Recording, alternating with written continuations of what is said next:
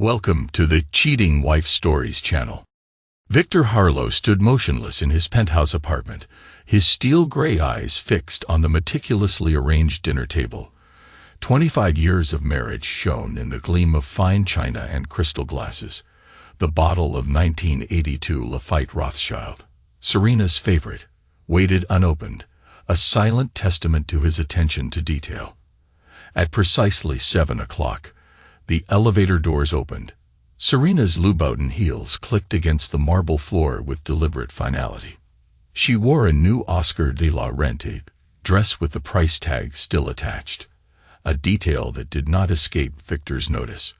"Really, Victor? You thought we'd have a romantic dinner?" Serena's voice dripped with disdain as she surveyed the setup. Victor maintained his composure as he studied the woman whose face he had woken up to for 25 years, a face that now held nothing but contempt. "I thought we could discuss things civilly." Serena laughed, a sharp, cruel sound. She reached into her designer handbag and produced a thick envelope. "There's nothing to discuss," she declared, tossing the envelope onto the table and scattering the rose petals Victor had so carefully arranged. "Happy anniversary, darling." Victor picked up the envelope with measured, controlled movements. Inside were divorce papers, meticulously prepared and waiting for his signature. He scanned the documents, his expression unchanging. "You didn't think I'd stay with a small-time financial analyst forever, did you?" Serena moved to the bar, helping herself to a glass of champagne. "Julian's Newport mansion makes this place look like a storage unit," she said dismissively. "Damien Carlyle," Victor replied quietly, still reading the papers. "CEO of Carlyle Dynamics. Quite the upgrade." "Oh, you have no idea." Serena smiled, twirling her glass. "We've been together for over a year now. He knows how to treat a woman of my caliber." She paused, savoring each word. "And he's helped me make some very smart financial decisions." Victor finally looked up from the papers. "The joint accounts, all legally transferred, darling." Check page 6. Serena's smile widened. "Damien's lawyers are excellent. You'll find everything's perfectly in order." A memory flashed through Victor's mind. His first day as a junior broker, analyzing market trends until his eyes burned, identifying patterns others missed. The very patterns that had built his fortune. The fortune that Serena had just attempted to dismantle. "You've been busy," he said, his voice devoid of emotion. "Someone had to be. God knows you were always too wrapped up in your pathetic little market analyses." Serena drained her glass. "Do you know what Damien said when I told him about your anniversary plans?" she asked with a hint of amusement. He laughed. Actually laughed. Victor placed the papers back on the table. "And what else does Damien find amusing?" "Everything about you, darling. Your sad little attempts at being a big player in the financial world. Your obsession with control." She walked closer, her new, expensive, unfamiliar perfume filling the space between them. "You want to know the best part? While you were busy playing with your spreadsheets, Damien and I were planning our future, in your bed most of the time." Victor remained still, his face a mask of indifference, though behind his eyes something dark and calculating stirred. "Nothing to say," he finally murmured. "No tearful pleas. No angry outbursts. God, you're pathetic." Serena taunted. "Julian's waiting for me. Enjoy your sad little life, loser." As Serena turned to leave, she missed the slight smile that crossed Victor's face, a smile that would have given her pause had she seen it. A smile that spoke of secret knowledge and plans already in motion. The elevator doors closed behind her, and Victor walked to his study. He opened his laptop and clicked on a folder labeled Insurance. Inside were hundreds of photographs.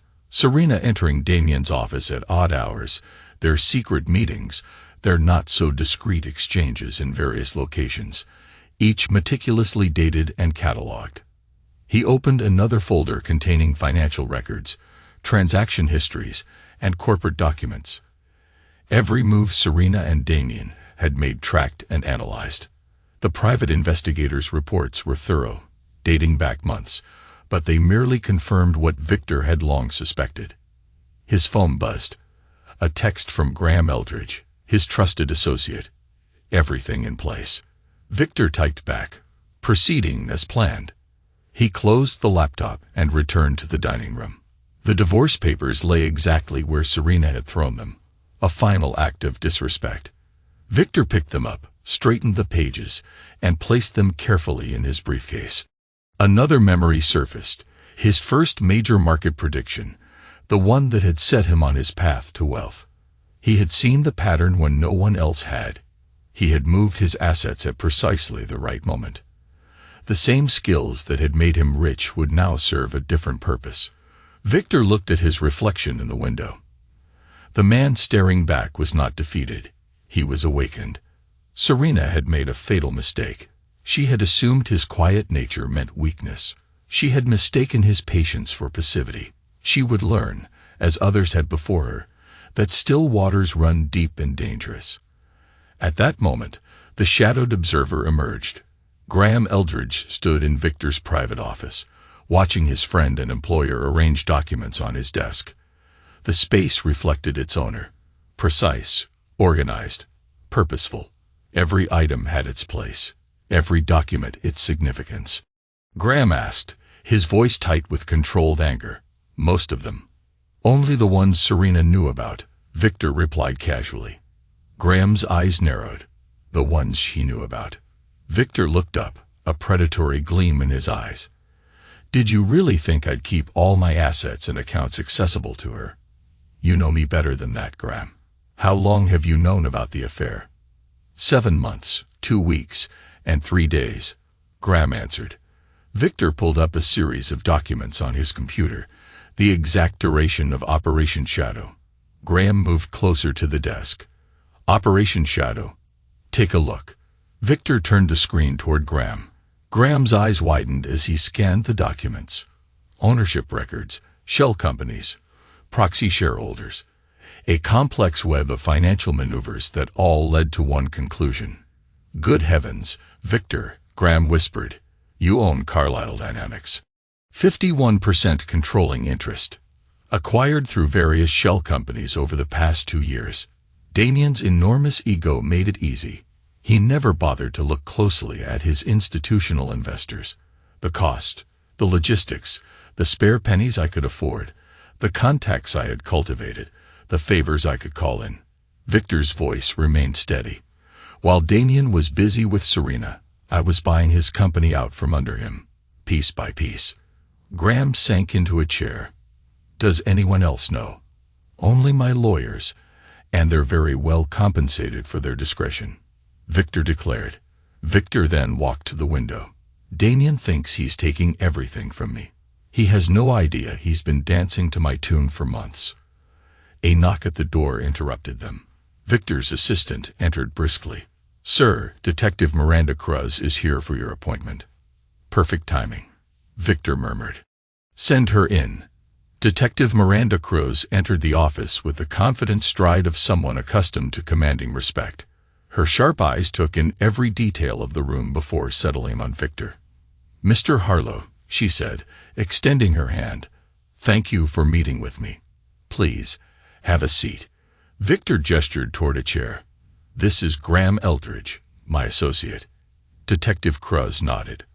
I'm investigating some allegations regarding Carlyle Dynamics. She began pulling out a notebook. Given your personal connection to the situation, I hope you might have some insights. Victor's expression shifted subtly, a hint of vulnerability replacing his usual mask of control. Personal connection. Ah, you mean my wife's affair with Damien Carlyle. Detective Cruz watched him carefully. Ex-wife now. I understand. As of today, Victor's voice cracked slightly. 25 years of marriage ended with divorce papers on our anniversary. Quite the dramatic timing, wouldn't you say? Mr. Harlow, I'm more interested in any knowledge you might have of Carlyle Dynamics business practices. Detective, until today my only concern was trying to save my marriage. Victor ran a hand through his hair, a perfect picture of a man struggling with personal tragedy. I'm afraid I wasn't paying much attention to Damien Carlisle's business dealings. Graham watched the performance with hidden admiration.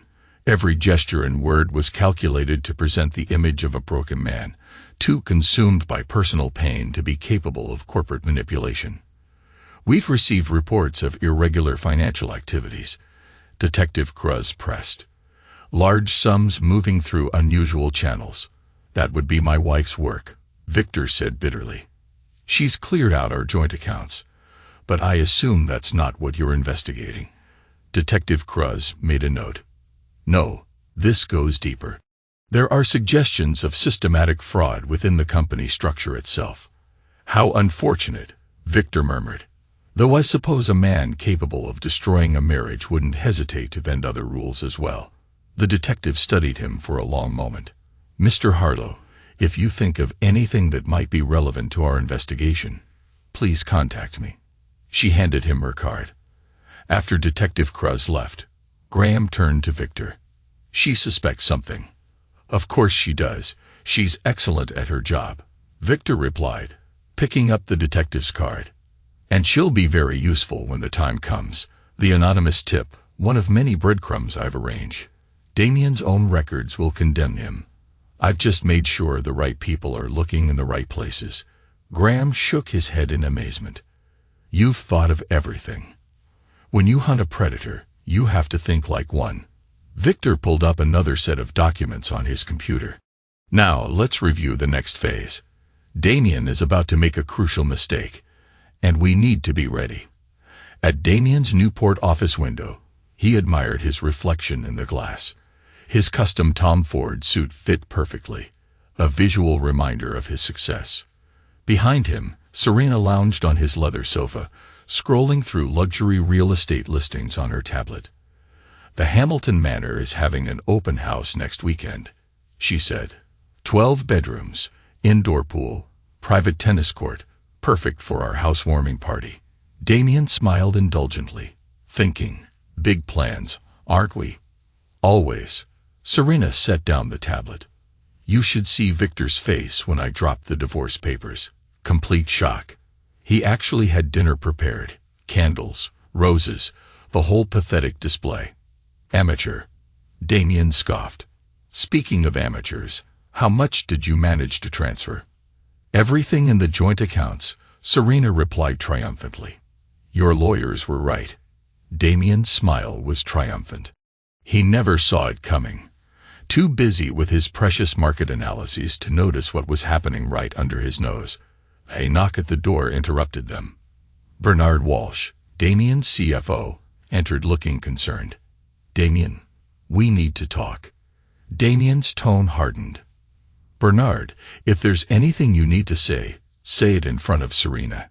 Sir, we're observing unusual movement from our major institutional investors, Bernard said, glancing at Serena privately. They're asking questions about our Q3 projections. Questions? Damien's tone sharpened. What kind of questions? About our revenue streams, our subsidiary operations. Very specific questions. Handle it. Damien snapped. That's what I pay you for. Sir, with all due respect, these aren't regular inquiries. Someone's been feeding them detailed financial records and transaction histories that should not be accessible to outsiders. Damien's face darkened. Are you implying something about my business practices, Bernard? No, sir. I'm saying someone else is. Bernard placed a folder on the desk. These documents were anonymously sent to several of our major shareholders. Damien snatched the folder, his face reddening as he read. This is impossible. These records are sealed. Nobody has access to this information.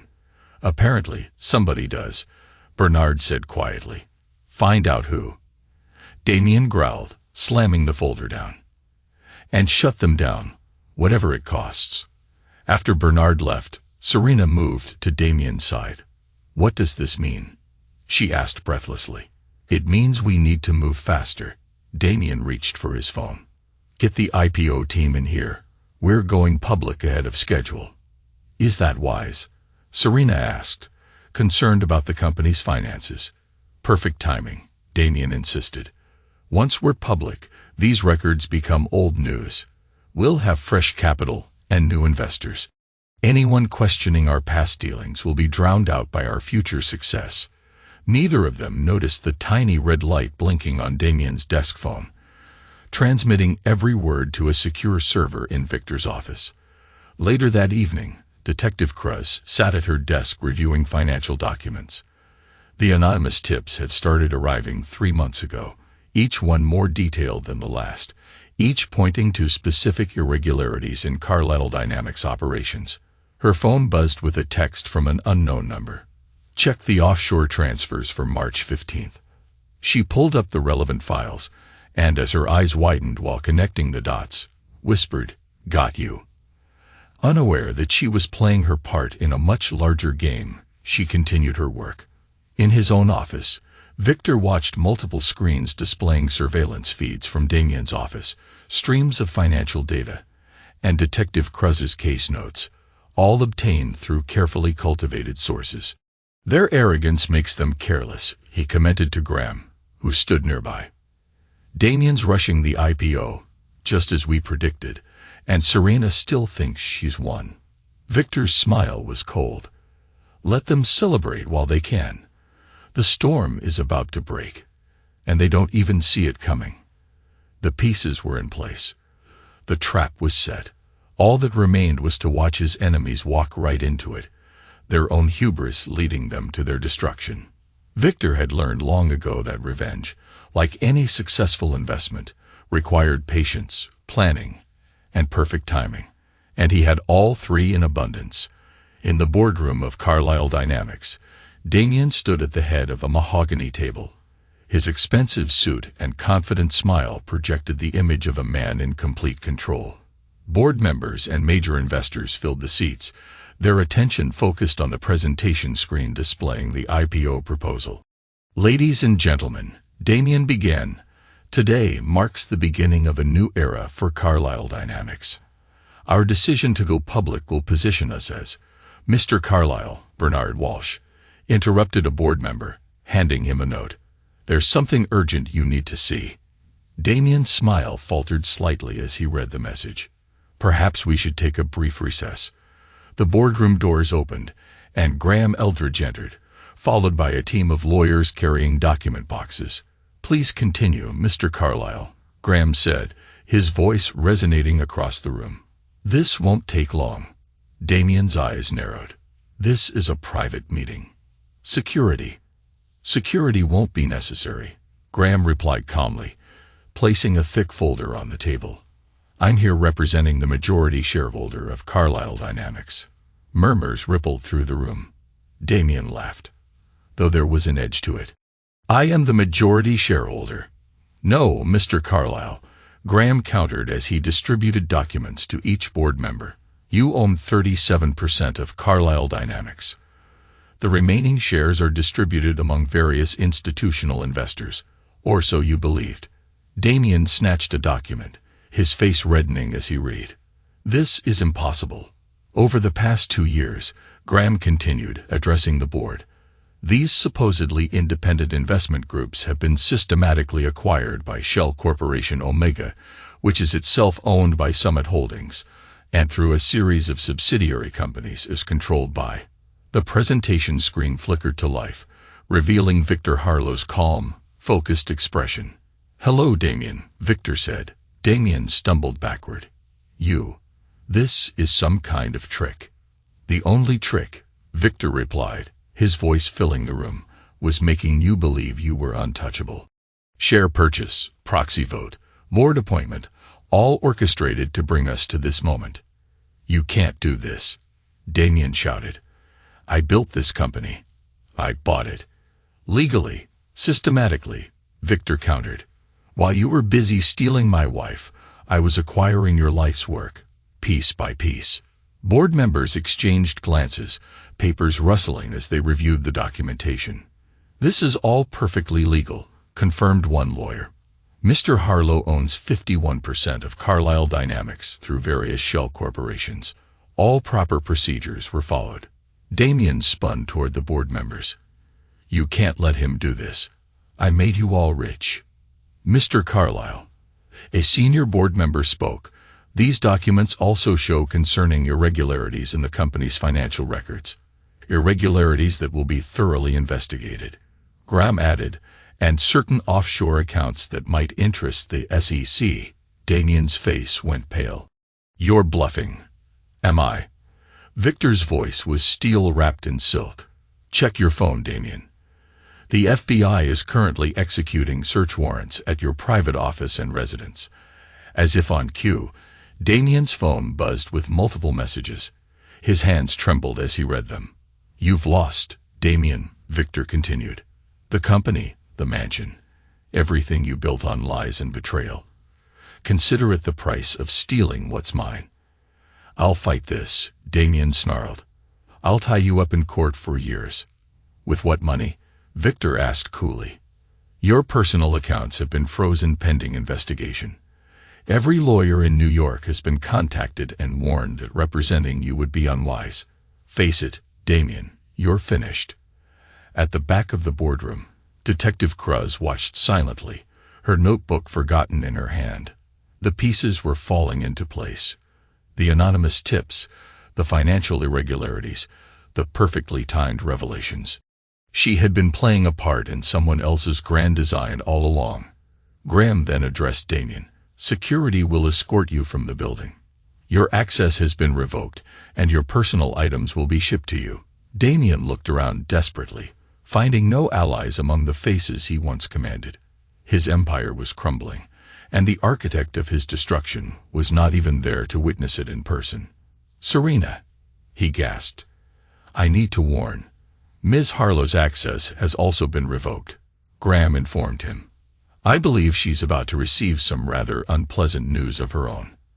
As security led Damien away, his protests echoing down the corridor, Graham turned to address the board. Ladies and gentlemen, Mr. Harlow has prepared a detailed presentation on the company's new direction. Shall we begin? At Damien's former Newport mansion, now a scene of chaos, security teams were changing locks while forensic accountants boxed documents. Serena Harlow stood in the grand foyer, her designer outfit clashing with the pandemonium around her. You can't do this, she repeated, clutching her Hermes bag like a shield. This is my home. Actually, Mrs. Harlow. The head of security consulted his tablet. According to property records, this house belongs to Summit Holdings, a subsidiary of. I know who owns it. Serena snapped. Where's Damien? He'll sort this out. Mr. Carlyle is currently unavailable, the security chief replied, and you have 30 minutes to collect essential personal items. The rest will be inventoried and stored pending legal resolution. Serena's phone buzzed. A message from her bank made her blood run cold. My accounts, they're frozen. All of them. A suited man approached, holding a document. I represent the law firm handling your divorce settlement. Given recent developments, Mr. Harlow is exercising his right to contest the financial terms. All assets are frozen pending review. She can't do that. Serena cried out. I earned that money by draining our joint accounts without disclosure. The lawyer raised an eyebrow. The courts may see it differently. Also, given Damien's legal situation, any assets transferred from him to you are subject to investigation. Serena's designer heels clicked across the marble floor as she paced. I need to call my lawyer. Your lawyer's firm has withdrawn representation, the man informed her, citing a conflict of interest. In his office, Victor watched the scene unfold on multiple screens. Graham reported, Damien is being processed by the FBI. The evidence is overwhelming once they knew where to look. His lawyers are abandoning him faster than rats from a sinking ship. And Serena? Complete asset freeze. No access to accounts, credit cards canceled. All property seized pending investigation. She's got only the cash in her purse and the clothes on her back. Victor nodded coolly.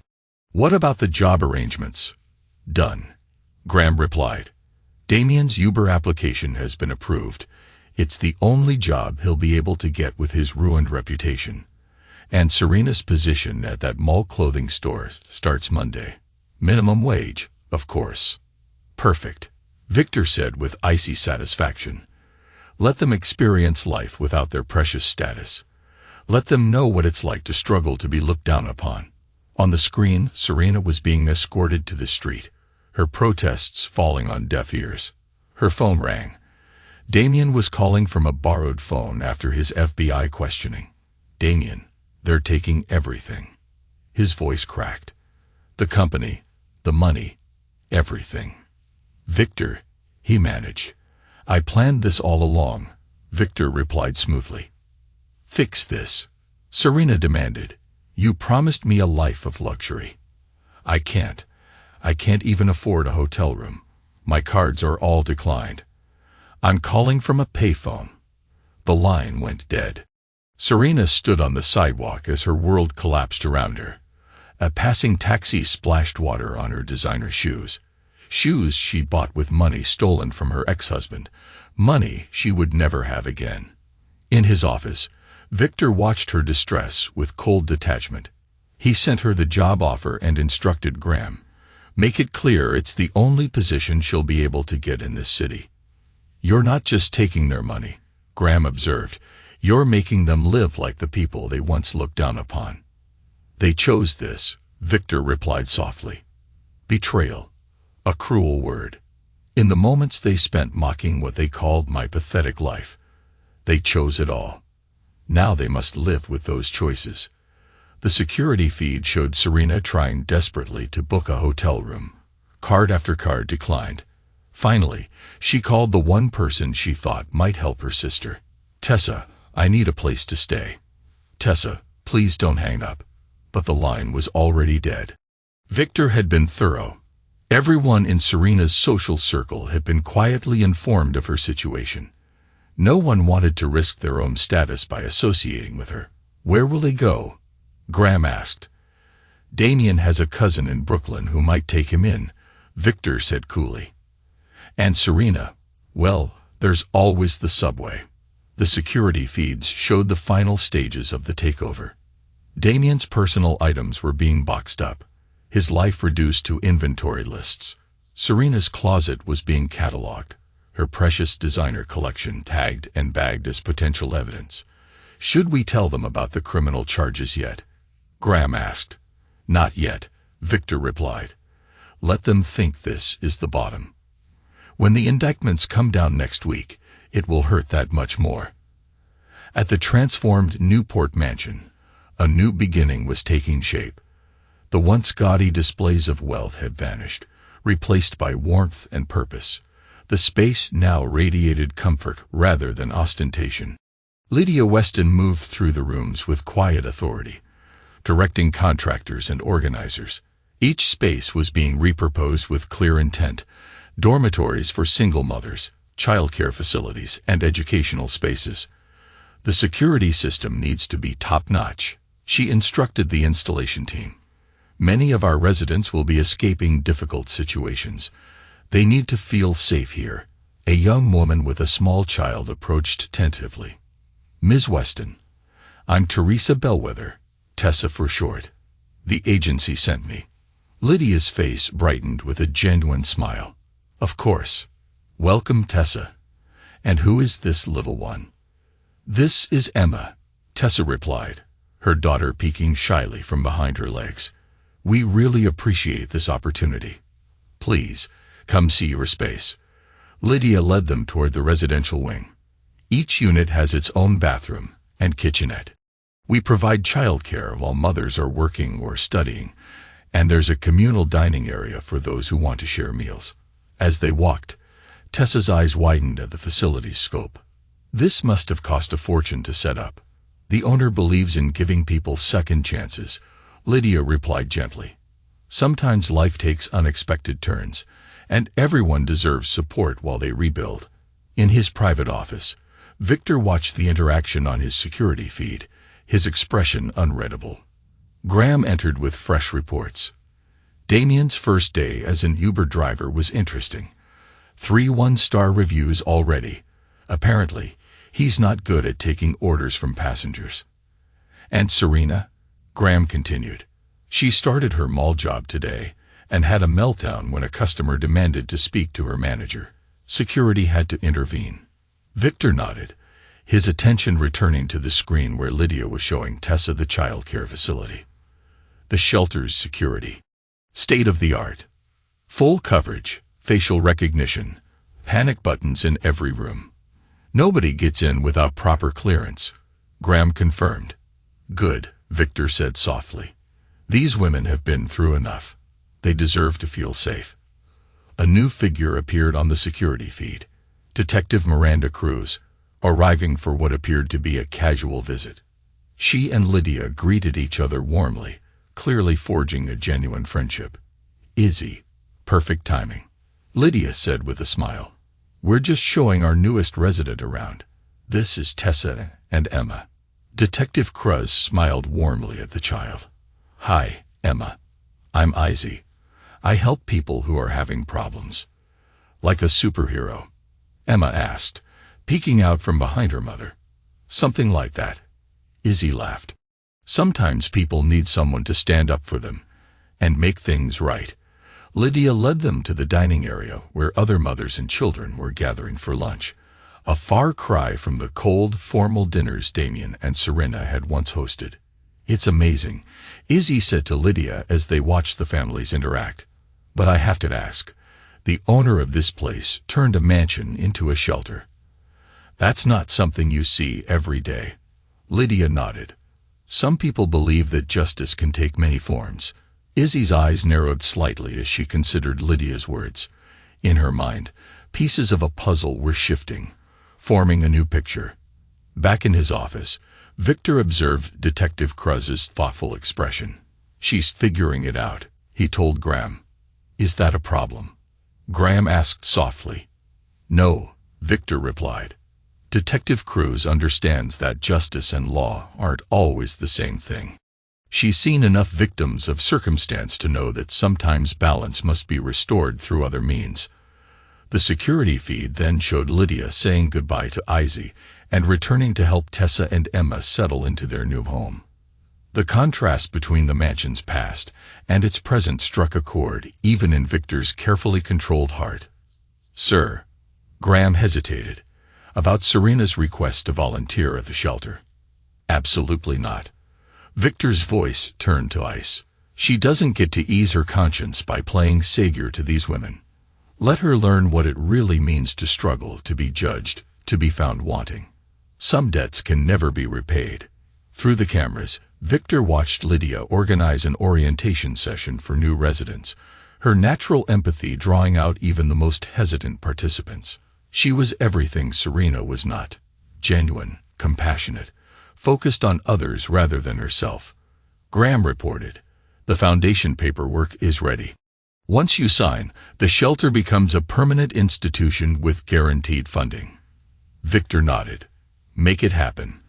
These women deserve more than temporary sanctuary. They deserve a real chance to rebuild their lives. On the security feed, Emma finally emerged from her shell, playing with other children in the newly established playroom. Tessa's eyes glistened with tears as she watched her daughter laugh for the first time in months. Sometimes, Victor murmured, destruction can lead to creation. They destroyed what I had, so I destroyed what they had. But from those ashes, something better can rise. Graham understood. This isn't just revenge. It's reconstruction. For every life Serena and Damien carelessly damage, you're helping another rise. The scales of justice, Victor mused, could build as well as break. Later, in Lydia's office at the women's shelter, as she reviewed donation records, a familiar name caught her eye. Clicking through several files, each revelation deepened her suspicion. The shelter's property records, funding sources, and the timing of the acquisition all pointed to one conclusion. She gathered the documents and headed to Victor's office, where he and Graham were discussing security upgrades. Both men looked up as she entered. Graham immediately said, I'll give you some privacy, moving toward the door. Stay, Lydia commanded firmly. I think you're part of this story too, Graham. She laid the documents on Victor's desk. This mansion belonged to Damien Carlyle and Serena Harlow before it became a shelter. The very same Damien Carlyle, whose company collapsed in a takeover scandal, And the same Serena Harlow, who, according to these marriage records, was once Serena Harlow. Victor studied her face, his expression unchanging. "You've been investigating." "I am thorough," Lydia replied. "Something Detective Cruz said made me curious about justice taking different forms." "And what have you concluded?" Victor's voice remained steady. "That my wife is either the most calculating revenge artist I've ever encountered or the most strategic philanthropist." Lydia spread out the papers. "The timing is too perfect. The shelter's establishment coincides exactly with Carlyle Dynamics' collapse. The property transfer, the funding structure, it's all connected." Graham shifted uncomfortably, but Victor raised a hand. "She deserves the truth, Graham." Turning to Lydia, he asked, "What else have you discovered? You were married for 25 years. Serena had an affair with Damien Carlyle. Tried to ruin you financially, and you outmaneuvered them all. You owned Carlyle Dynamics through shell companies and orchestrated their downfall. Is that all?" Victor inquired. "No," Lydia's eyes narrowed. "You arranged their current situations. Damien driving for Uber, Serena working retail. That's not coincidence. That's design. You stripped them of everything they valued. Status, wealth, power." Victor stood and walked to a wall safe. He entered a code and withdrew a thick file. "You want the whole truth. Here it is." For the next hour, he laid out the complete story. The anniversary dinner, the divorce papers, the calculated betrayal. He showed her surveillance photos, financial records, the entire architecture of his revenge. "You planned this for years," Lydia said quietly. "The moment I suspected their affair, you began preparing, not just to destroy them, but to ensure they'd never recover." Victor's voice carried no remorse. "They thought I was weak, pathetic. They believed their status made them untouchable. And now they understand true weakness, true humiliation." He met her gaze. "I don't expect you to approve." "I don't need to approve or disapprove," Lydia interrupted. "I need to understand." "Show me everything, Victor. No filters, no omissions." Graham retrieved more files, and Victor continued his explanation in detail. The manipulation of investors, the strategic leaks to Detective Cruz, the careful dismantling of Damien's and Serena's social networks. "You didn't just take their money," Lydia observed. "You isolated them, made sure no one would help them rebuild." "They chose their path," Victor replied bitterly. "Betrayal. Cruel word. Those were their choices. I simply ensured they faced the consequences." "And the shelter? Was that part of your revenge too?" Lydia asked softly. "No," Victor said for the first time with a hint of warmth. "That was you, your vision. I merely provided the means." Lydia absorbed this, her mind racing through the implications.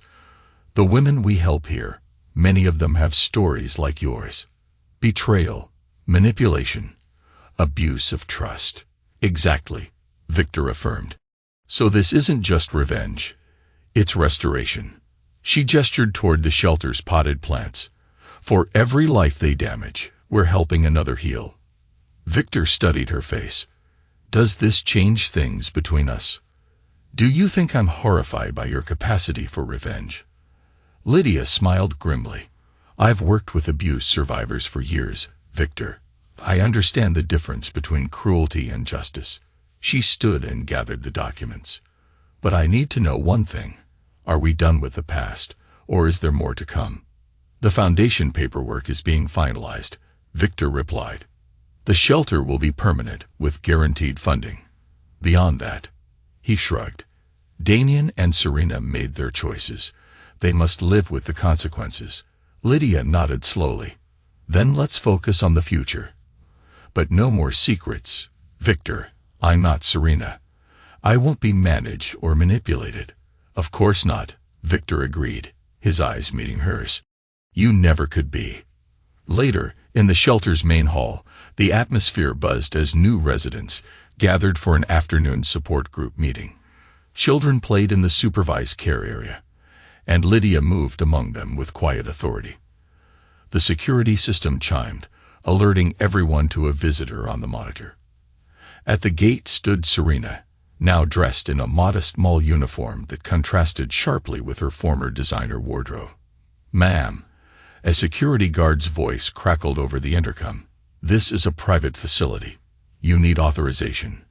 "Please," Serena's voice, stripped of its former aristocratic polish, pleaded, "I just want to speak to Lydia Weston, or Victor, please." Lydia watched the monitor, noting the transformation in the woman who had once sneered at ordinary people. Months of minimum wage work had stripped away her arrogance, replacing it with something approaching humility. "Let her wait," Victor said from behind Lydia. She hadn't heard him approach. "She looks different," Lydia observed. "Poverty has that effect."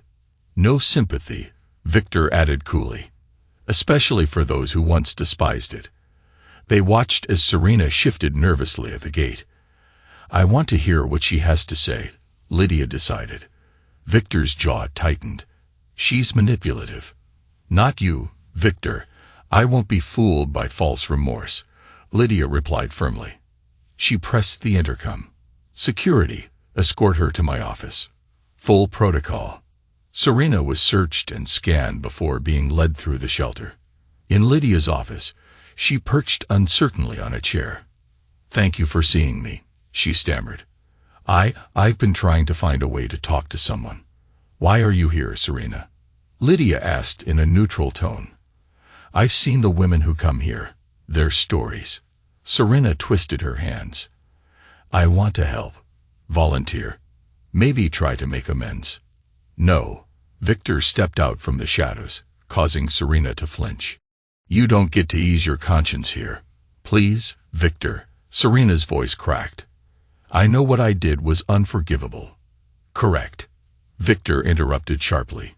"You and Damien didn't just betray me. You mocked me, called my life pathetic while plotting to steal it. I was wrong." Tears spilled down Serena's cheeks. "I see that now. Working at the mall, living in that tiny apartment, I understand what real struggle is." "Wrong," Victor corrected. "You understand consequences. There's a difference." Lydia watched the exchange silently, noting how Serena's shoulders slumped under Victor's cold gaze. "The women here," Victor continued, "are survivors fighting to rebuild their lives. They don't need the entertainment of watching you perform public penance. This isn't a spectacle, isn't it?" Serena protested weakly. "You were content in your retail job when you thought no one was watching," Lydia said calmly. "It's only now, knowing about the shelter, that you suddenly feel charitable." Serena's face crumpled. I need something. A purpose. Damien is in prison. My friends won't speak to me. My family has turned their backs on me." "Your choices, Serena," Victor reminded her. "Your consequences." "How long?" Serena whispered. "How long do I have to pay?" "That's the thing about consequences, Serena," Victor said, moving to stand behind Lydia's chair. "They're not punishment. They're reality. This is your life now. Accept it." Lydia leaned forward. "The women here aren't props for your redemption story. They're rebuilding their lives with dignity and courage, qualities you might consider developing." Security then escorted Serena out. Through the monitors, Victor and Lydia watched her walk away, shoulders slumped in defeat. "You're still angry," Lydia observed softly.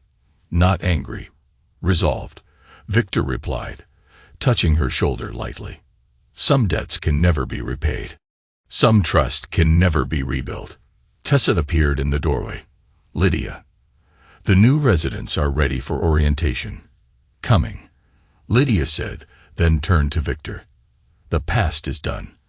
Let's focus on those we can actually help." In Victor's home office, now transformed into a command center, one wall displayed shelter statistics, occupancy rates, success stories, and employment numbers. Another showed Carlisle Dynamics' transformation under new management, its resources redirected toward ethical ventures. Lydia entered carrying coffee and foundation documents. The board approved everything. The shelter's funding is guaranteed for the next 20 years. Good, Victor said as he signed the papers without hesitation.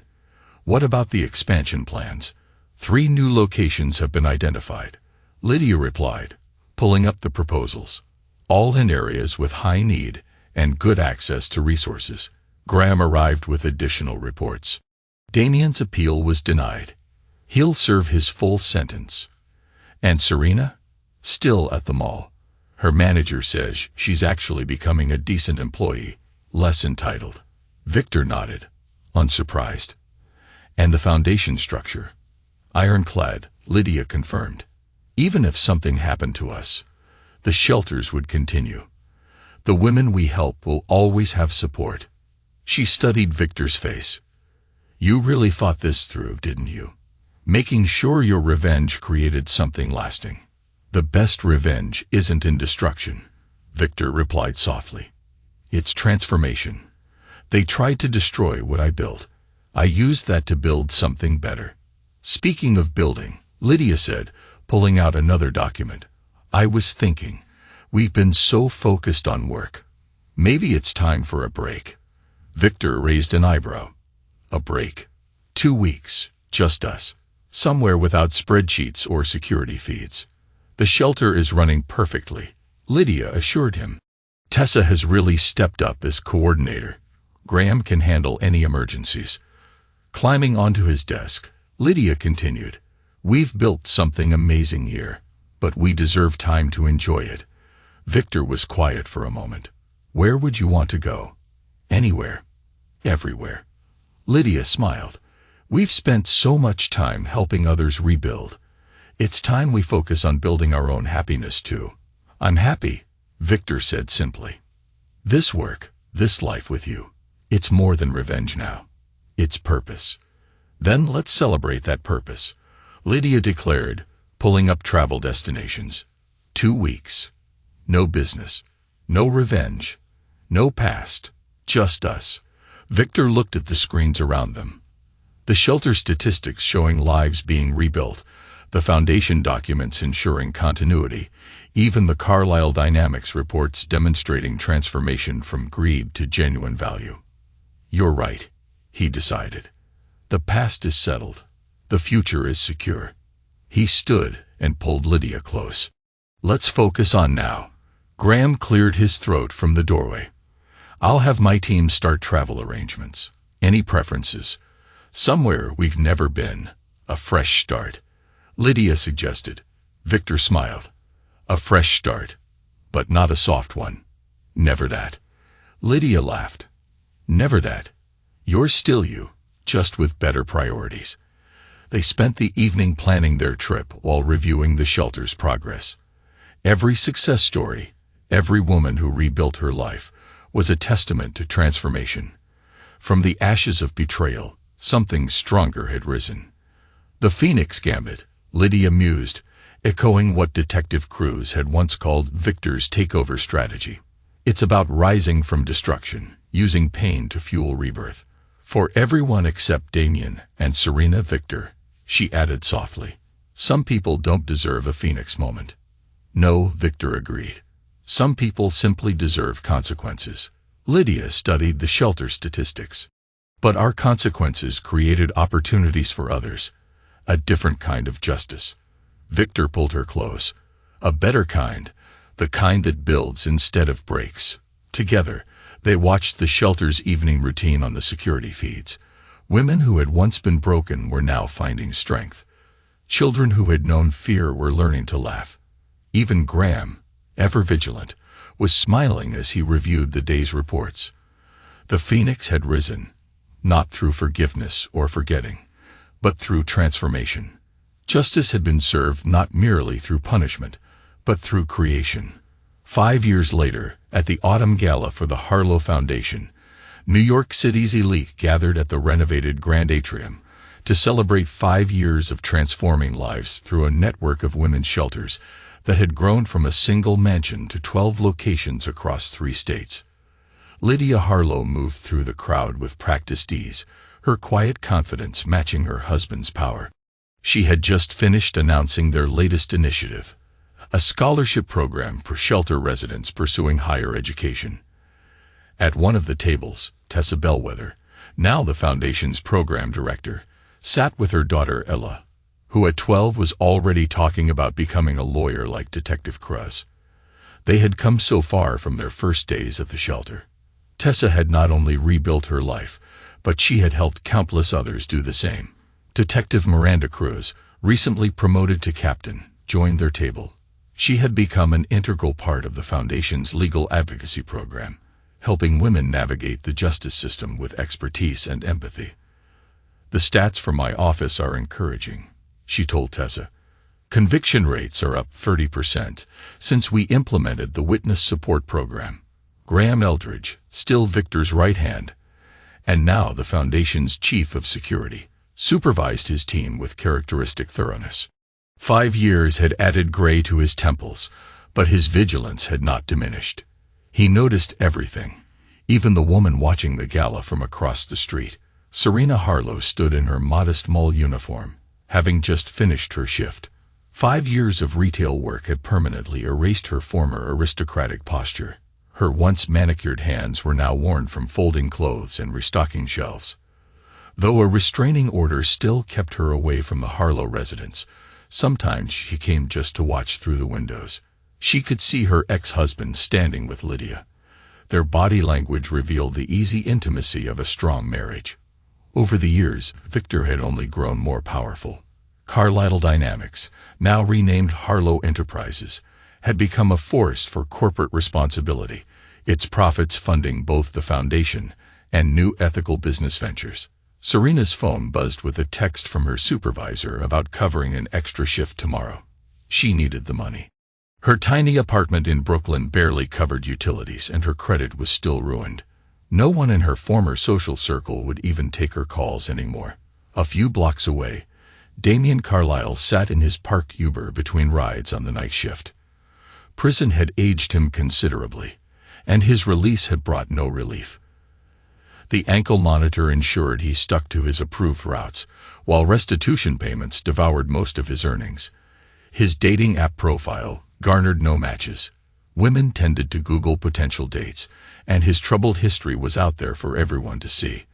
Back at the gala, Victor stood at the podium to announce the Foundation's latest expansion. 5 years ago, we made a promise, his authoritative voice declared. We promised to transform tragedy into triumph, to help women rebuild their lives after betrayal and abuse. Today, I am pleased to announce our expansion into the Windy City and the City of Angels. Applause filled the room as success stories from the shelters sat proudly among the guests. Women who had arrived broken had become business owners, educators, and healthcare workers. Their children, once traumatized by instability, were thriving in schools and extracurricular activities. The Foundation's work, Victor continued, is proof that the strongest steel is forged in the hottest fires. Every woman who rebuilds her life, every child who regains their smile, every family restored to stability. That is the true measure of success. Lydia joined him at the podium, cradling their 3-year-old daughter, Mia, a perfect blend of Victor's analytical mind and Lydia's compassionate heart. Meanwhile, Serena turned away from the window.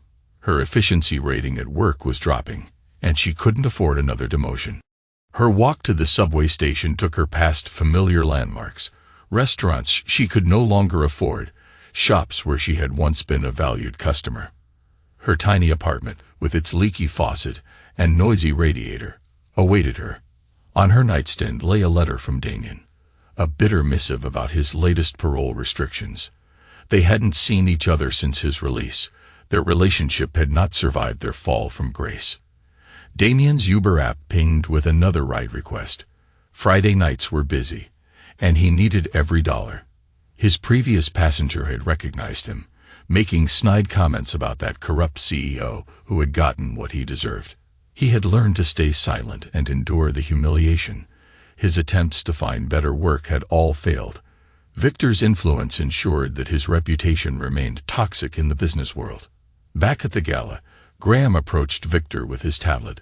Serena is outside again, just watching.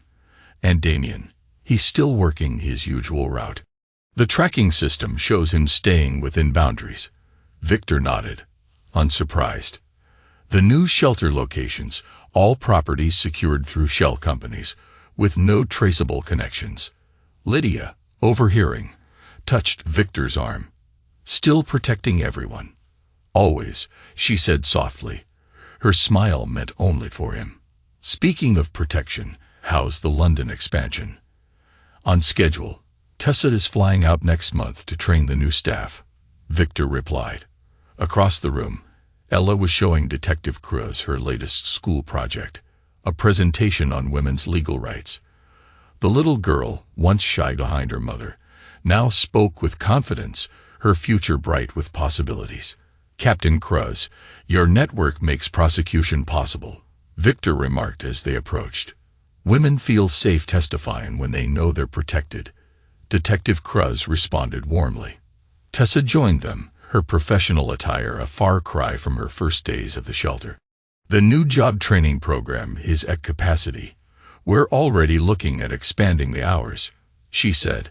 They discussed future plans, new shelters, expanded services, and stronger support networks. The foundation had become a model for similar programs nationwide. Other organizations now sought their guidance, trying to replicate their success. Later that night, after the gala, Victor and Lydia stood in their penthouse apartment. Maya slept peacefully in her room, surrounded by books and dreams. Through the window, they could see the city lights, the very same view Victor had once shared with Serena, but now seen through entirely different eyes. Any regrets? Lydia asked softly, though she already knew the answer. About us, Victor replied firmly. We chose our path. Our consequences are ours to bear. And this path, the foundation, the shelters, all of it, is our choice together. He drew her close. From our betrayal, we built something lasting, something meaningful. Meanwhile, in her cramped apartment, Serena ate a microwave dinner alone, watching entertainment news coverage of the gala. An old photograph of herself, once a disgraced socialite, briefly appeared on screen before she quickly changed the channel. Damien's night shift continued. Each new passenger reminded him of his fall. The same people he had once looked down upon now held power over his rating, his income, and his freedom. His ankle monitor blinked steadily, a constant reminder of his chains. The foundation's lights stayed on late into the night. Shelter staff worked around the clock. Women seeking safety found strength instead. Children learned to trust again, and families rebuilt from the ashes of betrayal. Graham's security team maintained their vigilance. Tessa prepared training materials for the London shelter, and Detective Cruz reviewed cases, finding new ways to protect vulnerable witnesses. The machine Victor had built from his revenge continued growing, strengthening, and helping. In their home office, Victor and Lydia reviewed plans for the next 5 years. More shelters, expanded services, stronger support networks. Their daughter Mia slept soundly, her future secure in what Serena had once taken for granted. The board meeting is tomorrow, Lydia reminded him. London expansion details are already prepared. Victor's efficiency remained undiminished. The new funding structure ensures stability, he said. They worked late into the night, building their legacy, not of revenge, though that sweetness lingered, but of transformation. They had taken betrayal's bitter ashes and forged something unbreakable. Outside, the city moved to its own rhythm. Serena turned off her lights, resigned to another day of struggle and diminished dignity. Damien logged off his app, counting meager tips. Meanwhile, shelter residents slept safely, their dreams finally peaceful. The phoenix had risen, its wings spread wide. From one man's meticulously executed revenge, countless lives found redemption. Not through forgiveness, but through transformation. Not through forgetting, but through building. Victor had proven that revenge, when properly executed, could build as well as destroy. His power had grown, his influence expanded, and his legacy was secured, not through forgiveness, for he had never offered that, but through transformation. The night deepened. Tomorrow would bring new challenges, new opportunities, and new lives to rebuild. The Foundation's work continued, its mission clear. From the ashes of betrayal, something magnificent had risen. And somewhere in Brooklyn, in her tiny apartment, Serena lay awake, remembering all she had lost. In a modest rented room, Damien counted his meager earnings. Their choices had condemned them to lives of struggle, their betrayal earning eternal consequences. But in their penthouse, Victor and Lydia Harlow planned tomorrow's victories. Their daughter Mia slept safely, their mission expanded, and their love deepened. They had taken revenge's fire and forged it into purpose, proving that sometimes the greatest victory isn't in destroying one's enemies, but in building something they can never touch. The phoenix had risen, and with each life rebuilt, each family restored, each victory won, justice, Victor had proved, could build as well as break. And in the end, that was the greatest revenge of all.